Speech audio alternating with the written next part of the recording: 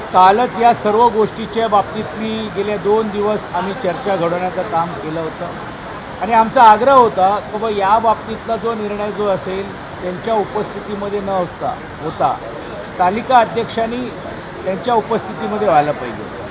काल पण आपण पाहिलं असेल की उपसभापतींनी पण आणि विशेषतः संसदीय कार्यमंत्री आणि उपमुख्यमंत्र्यांनी पण भूमिका घेतल्यानंतर या मुद्द्याच्यावरती तालिका अध्यक्षांच्या समोर ही चर्चा घडवण्याचं काम केलं. आम्ही आमचा जे मुद्दा मांडलेला आहे त्या मुद्द्यावरती आम्ही ठाम आहोत. अर्थात ते मुद्दा मांडत असताना सरकारच्या वतीने पण उपमुख्यमंत्र्यांनी पण त्यांची बाजू मांडण्याचं काम केलेलं आहे. आता हा सर्वश्री निर्णय हा तालिका अध्यक्ष आणि विशेषतः विधान परिषदच्या सचिवालयांकडे आणि काल आम्ही जे गव्हर्नरकडे गेलो होतो आम्ही ती वाट बघतोय. आज काय त्याच्यात ती समितीचा निर्णय होईल. आम्हाला अशी अपेक्षा होती की काल संध्याकाळपर्यंत तालिका अध्यक्षांनी तो निर्णय जाहीर करायला पाहिजे होता. पण आता असं दिसतंय की आज ते निर्णय जाहीर करतील. आजही आम्ही ठाम राहणार आहोत की ह्याच्यातल्या निर्णयाचं काय झालं आणि जर उद्या वेळ आली किंवा सचिवालयांनी जर योग्य रीतीने निर्णय घेतला नाही किंवा काय केलं नाही तर मग राज्यपालांच्याकडे आम्ही बघू. तेही जर झालं नाही तर वेगवेगळ्या आमच्याकडे काही ज्या गोष्टी ज्या उपलब्ध आहेत ते घेऊन पुढे ती कारवाई आम्ही करू. परंतु एक गोष्ट नक्की आहे की या निमित्ताने का होईना हे घटनात्मक पदाच्या असलेल्या लोकांनी पण ज्यावेळी अशी कृती केली किंवा काय असं जर झालं तर संपूर्ण देशामध्ये जे बघण्याचा दृष्टिकोन आपल्या राज्यामध्ये होतो आहे ते लोकांच्याही समोर नजरेत आणावं हाही जो उद्देश आमचा होता तो मला वाटतं या गेल्या 2 दिवसामध्ये निश्चितपणे सफल झालेला आहे. सर, महाराष्ट्रात महिला अत्याचारांमध्ये वाढ झालेली आहे आणि राज्य हा या सगळ्या संदर्भात तसं पाहता सभागृहात आज या सगळ्या संदर्भात चर्चा होणार. नक्कीच आहे. काल पण आम्ही ती चर्चा एका सावित्रीबाई फुले असलेल्या जे वसतिगृहाच्या बाबतीत केली. दुर्दैव असं आहे की मुंबईसारख्या शहरामध्ये जर आमच्या महिला भगिनी आणि विशेषतः मुली जर सुरक्षित नसतील तर या शासनाकडनं काय अपेक्षा करावी. इस्त्रीवाल्याला चौकीदार करण्याचं काम केलेलं आहे सरकारने आणि काल मी त्यांना हेच सांगितलं तर सदोष मनुष्याचा गुन्हा दाखल व्हायला पाहिजे होता संबंधित अधिकाऱ्यांवरती पण ते झालेलं नाही आहे आणि निवळ झालं नाही. तर या एका घटनेवरूनच आपल्याला दिसते की कशा प्रकारे मनस्थिती आणि मानसिकता शासनाची अनेक प्रकार आपल्या समोर आलेले आहेत. कायदा आणि सुव्यवस्थामध्ये अंतिम आठवड्याची ज्यावेळी चर्चा होणार आहे त्यावेळी विधान परिषदमध्ये विरोधी पक्ष या नात्याने आम्ही तो प्रश्न मांडणार आहोत.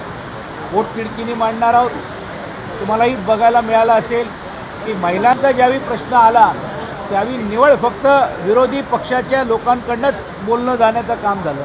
मग आम्ही थोडं जरा हातवरती केल्यावरती काही महिला बोलल्या पण दुर्दैवी अशी आहे की जे आमच्या बरोबर होते त्यावेळी महिलांच्या प्रश्नाच्या बाबतीत बोलत होते. आता मात्र महिलांच्या प्रश्नाच्या बाबतीत का बोललं या शासनाकडनं होत दिलं जात नाही हाही प्रश्न आहे. आणि दुर्दैव असं आहे की जे गतिवान आणि वेगवान शासन सांगण्याचं काम जे होतं आहे देशामध्ये आज त्यांचं शासन आहे राज्यामध्ये आज त्यांचं शासन आहे. हा शासन आहे ते कुशासन आहे असा प्रश्न महिलांवर्गावरती पडलेला आहे.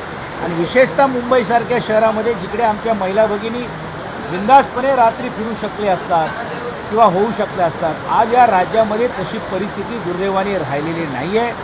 अनेक महिला आणि मुली बेपत्ता झालेले तेही देखील पुढे होत नाही. दुर्दैवाने म्हणावं लागेल की इकडे जे महिला बाल कल्याणचे जे अगोदरचे मंत्री होते ते तर जात शोधायला गेले. महिलांच्या ज्या विधवा महिला आहेत त्यांच्या बाबतीतल्या त्यांना काय शब्दांनी वापरून त्यांना उच्चारायचा ह्याची चर्चा होते. पण ती महिला जी सबळ व्हायला पाहिजे ती महिला जी सुरक्षित व्हायला पाहिजे त्यासाठी दुर्दैवाने कुठचीही ठोस पावलं कुठच्याही रीतीने उपाययोजना आज तरी दुर्दैवाने दिसत नाही. आणि म्हणून या विधान परिषदमध्ये पण देखील सभागृहामध्ये पण या महिलांच्या सुरक्षेच्या बाबतीतला प्रश्न आम्ही अंतिम आठवड्यामध्ये आणि लक्षवेधीच्या माध्यमातून देखील मांडण्याचं काम करतो. सचिनजी, कालपासून आहे तो रायगड पनवेल भागामध्ये मोठ्या प्रमाणामध्ये मुसळधार पाऊस पडतोय. अनेक गावांमध्ये देखील पाणी शिरलेलं आहे. तिकडे मदतकार्य पोचलेलं नाही आहे. सर, त्यालाच एक सोडून प्रश्न आहे की सावित्री नदीच्या गाळ उपसावरतून सातत्याने प्रश्नचिन्ह निर्माण होते. त्याच्यावरतून धोरण करण्यात यावं अशी मागणी ज्यावेळेस तुम्ही महाविकास आघाडीमध्ये होता त्यावेळेस विरोधक म्हणून भाजप आणि तिथे स्थानिक प्रतिनिधी करत होते. आता मात्र तीच परिस्थिती बदलली. मी स्वतः त्या रायगड जिल्ह्याचा एका काळामध्ये पालकमंत्री राहिलो आहे. आणि ज्यावेळी पूर परिस्थिती आली तर डिझास्टर मॅनेजमेंट ॲक्टिवेट व्हायला पाहिजे, पण ही पूर परिस्थिती पुढे येऊ नये म्हणून आपण मुंबई शहराच्या लागत डोपलर रेडार आपण आणण्याचं काम केलं होतं, तर जो दर्शवणार का किती पाऊस आहे 26 जुलैनंतर. तो डोपलर रेडार कुठे कोणाच्या रेडारमध्ये गेलेलं हेच माहीत नाही आहे. मुंबई आणि कोकण याच्यासाठी सुरक्षेच्या दृष्टिकोनातून अत्यंत महत्त्वाचा होता. ड्रेजिंगसाठी आपण केंद्र सरकारकडनं आणि राज्य सरकारकडनं निधी देण्याचं काम केलं होतं.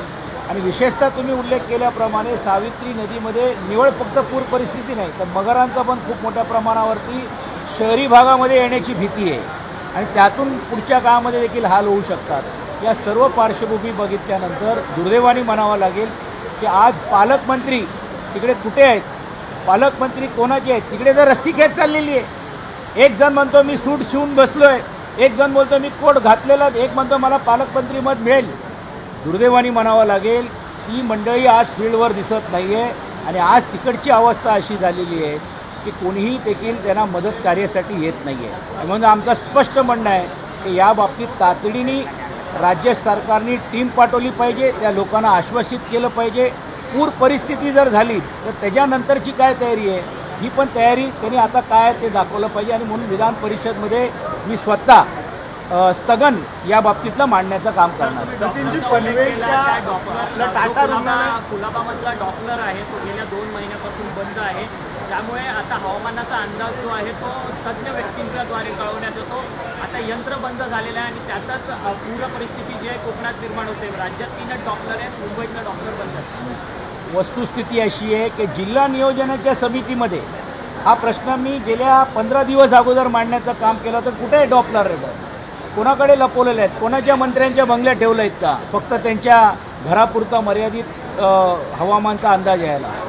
निवळ 2 वर्ष बंद झालेलं नाही आहे. हे गेल्या 1.5-2 वर्षापासून आज ही परिस्थिती जी झालेली होती ती त्यावेळी शासनाने निधी दिली होती, पण गेल्या 4-5 महिन्यामध्ये कुठच्याही प्रकारे हवामानचे अंदाज दुर्दैवाने चुकलेला पाहायला मिळत आहेत.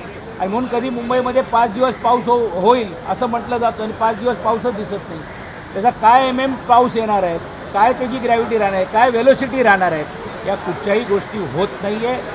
आणि शासनाने याची दखल घ्यायला पाहिजे, पण शासन तिकडे निधी काढण्यासाठी आणि निधी वाटण्यासाठीच बसलेले, ही दुरवस्था आहे. आणि म्हणून हाही प्रश्न आम्ही विधान परिषदेमध्ये मांडण्याचं काम करतो. सचिनजी, तुम्ही प्रतिनिधित्व केलेल्या भोईवाड्यातल्या टाटा रुग्णालयामध्ये आज 11 जणांना अरेस्ट केलेले आहे. त्या रुग्णालयामध्ये उपचारासाठी येणाऱ्या लोकांकडून जे इंजेक्शन असतील या टेस्ट असतील त्या बाहेर करायला देतात आणि त्यांचे हप्ते आहेत त्या रुग्णालयातल्या कर्मचारी घेताना असं उघड झालं आणि त्यामध्ये 11 जणांना अरेस्ट केलेले आहे. टाटासारखी एक संस्था ही देशामध्ये आणि जगामध्ये पण नामची नाही, पण हल्लीच्या काळामध्ये एवढं प्रायव्हेटायझेशन तिकडे चाललेलं आहे आणि एवढ्या मोनोपोलीज निर्माण झालेले आहेत, त्यामुळे असलेल्या तिकडचा प्रशासनाचा कुठेतरी दुर्लक्ष होतो आहे का हा प्रश्न देखील निर्माण होतो आहे. आणि म्हणून अशा घटना हे सरासरी घटना आहेत. ही तर एक घटना आहे जी लोकांच्या समोर आलेली आहे, पण मला आपल्या माध्यमातून सांगायचं आहे की ॲडमिशनपासून तर तिकडे बेड मिळवण्यापासून पण देखील अनेक गोष्टी होत आहेत आणि ते आज दुर्दैवाने टाळलेले जात नाही आहे. टाटाला जमीन जी दिलेली आहे हाफकिन इन्स्टिट्यूटच्या माध्यमातून तिकडे भविष्य काळामध्ये रिसर्च सेंटर व्हायला पाहिजे होतं. आज रिसर्च सेंटर न करता तिकडे नंतर तो निर्णय बदली करून नर्सेसचा तिकडे असलेल्या हॉस्टेल तयार केली जाईल. आणि आज माझी माहिती अशी आहे की ते हॉस्टेलच नाही आहे तर काही फक्त असलेल्या तिकडच्या वरिष्ठ कर्मचाऱ्यांसाठी त्यांचे चांगल्या रीतीने फ्लॅट्स बनवण्याचं काम झालेलं आहे. म्हणजे याचा अर्थच असा आहे की टाटाची मूलभूत जी रचना, टाटाची मुंबई शहरामधली जी क्रेडिबिलिटी जी आजही आहे, पण काही प्रशासकीय यंत्रणाच्या माध्यमातून ती ढासळत चाललेली आहे आणि त्याही बाबतीतली लक्षवेधी ही पुढच्या आठवड्यामध्ये आम्ही लावण्याचं काम करणार. सचिन भाऊ, कल एक बैठक हुई जिसमें खुद उद्धव जी ने कहा कि परिवार को नहीं देश मेरा परिवार है. ये बताया जा रहा है कि अगली बैठक मुंबई में है.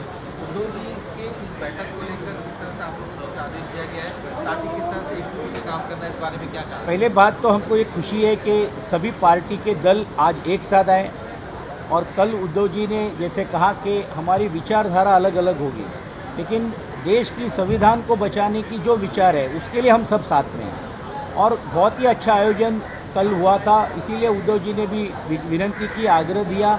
ये दूसरी बैठक हुई और तीसरी बैठक ये मुंबई और महाराष्ट्र में हो ताकि पूरे देश में इसकी चर्चा हो और साथ ही साथ में सभी समाज के लोग, सभी दलों के लोग एक साथ आते हुए एकजुट दिखे और सही मानने से जो इंडिया और भारत की जो रचना जो सभी विपक्ष के दलों ने मिलकर की है वो आगे चलकर कामयाब होगी। कुछ लोग कहने के लिए कह रहे हैं कि 27 पार्टी वर्सेस एक पार्टी, पर कल आपने देखा कि एनडीए को भी, भारतीय जनता पार्टी को भी एनडीए की मीटिंग बुलानी पड़ी।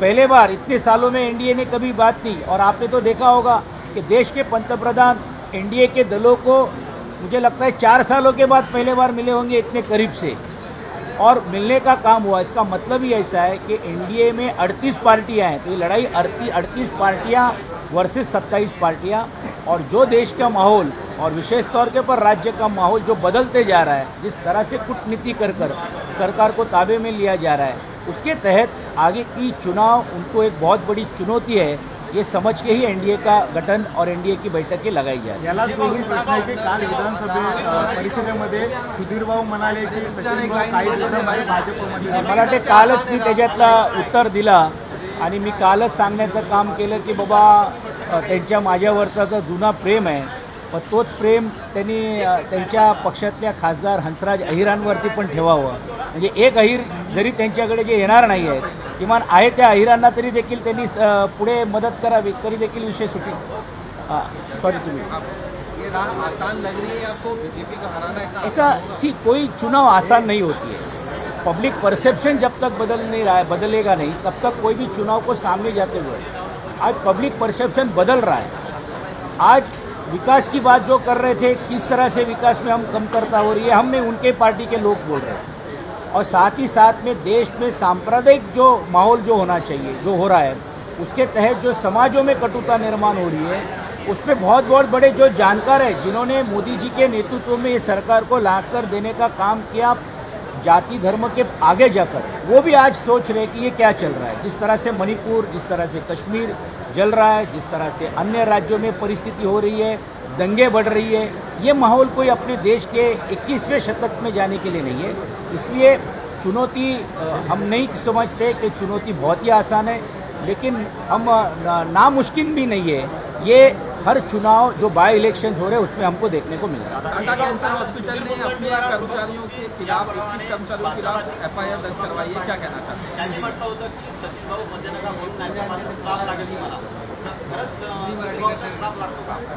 नाही, मी असं कालच सांगितलं की व सुधीर भाऊंचे आम्ही 15 वर्षामध्ये मी आमदार असताना श्राप पण ऐकले, आशीर्वाद पण ऐकले। हा एक प्रश्नाला आकर्षित करण्याचा एक भाग असतो, आणि काल पण त्यांनी केले। आणि कालच मी सांगितलं की जर इकडची लोक आली तर आज त्यांचे 105 आमदार कुठे बसणार आहेत, विधानसभेच्या बाहेर खुर्च्या लावाव्या लागतील त्या लोकांना, तर त्यांचा पहिला विचार त्यांनी करावा। और आपने जिस तरह से कहा कि इसके पहले भी मैंने कहा कि टाटा इंस्टीट्यूट एक बहुत ही अहम इंस्टीट्यूट है।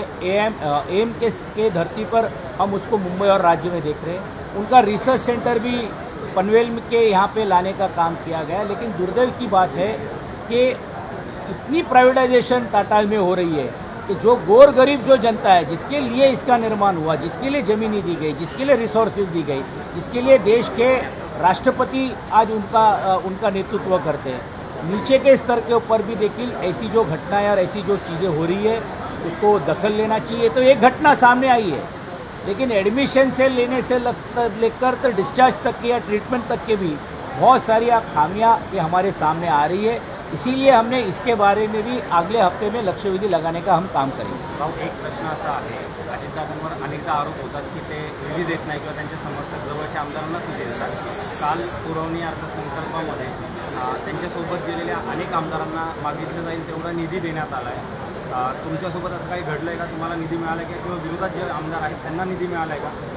आमची एक पिटिशन रवींद्र वायकरजींच्या माध्यमातून आम्ही दाखल केलेली आहे। जर ती निधी समान वाटप झाली तर काही हरकत नाही, पण या पुरवण्या मागण्यामध्ये पण जर देखील समान न्याय जर सर्व लोकप्रतिनिधी दिला नाही, कारण शेवटी आम्ही लोकप्रतिनिधीमध्ये नाही आहोत, आम्ही लोकप्रतिनिधीच्या मागे आमची जी असलेली जनता आहे, फक्त लोकप्रतिनिधींना खुश करण्याचा विषय नाही, पण त्या मतदारसंघातून जी लोक आली त्यांना कसं तुम्ही वंचित ठेवू?